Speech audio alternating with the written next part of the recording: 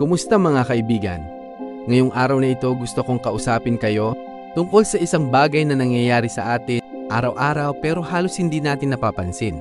Ang topic natin ngayon ay paano tayo minamanipula ng hindi natin namamalayan sa shopping, sa mga kaibigan at sa trabaho. Ako mismo matagal bago ko na-realize ito. Noong estudyante pa ako, may kakilala ako na sobrang galing mag-convince. Isang beses pumunta kami sa tindahan ng sapatos. Sabi niya, "Pare, bili ka na nito, 70% off. Kapag hindi mo binili ngayon, baka maubusan na." Binili ko. Pag-uwi ko, na-realize ko na yung 70% off pala ay mula sa isang presyong sobrang taas muna nilang nilagay. Yan ang klasikong scarcity tactic ng mga negosyo para pilitin tayong bumili. Pero hindi lang sa pera nangyayari ito, pati sa mga kaibigan natin.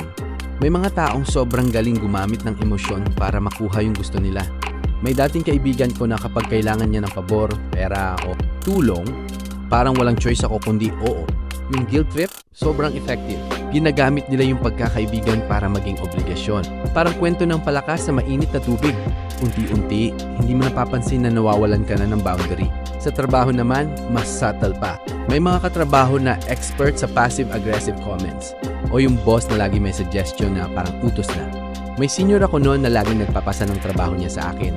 Para matuto ka rin, sabi niya. Pero sa totoo lang, tamad lang siya.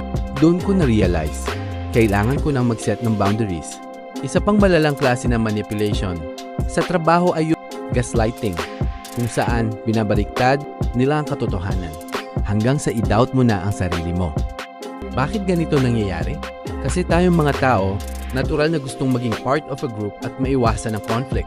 Ginagamit ng mga manipulator ang mga pangangailangan na yan laban sa atin. Pero paano natin ito maiwasan? Una, maging aware. Kapag may nararamdaman kang pressure o guilt na hindi tama, tanungin mo ang sarili mo, bakit ko ba ito ginagawa? Pangalawa, mag-set ng boundaries. Pwede mong sabihin ng malinaw, "Sorry, hindi ko kaya ngayon." Pangatlo, obserbahan ang actions, hindi lang ang words. Mga kaibigan, ang buhay natin ay puno ng impluwensya. Normal yan, pero kailangan nating maging matalino sa pagpili kung alin ang papayagang makapasok sa buhay natin. Kung meron kayong sariling kwento tungkol dito, comment down below. Salamat sa pakikinig at sana mas aware na tayo sa mga bagay na nangyayari sa paligid natin. Ingat kayo palagi. See you sa susunod.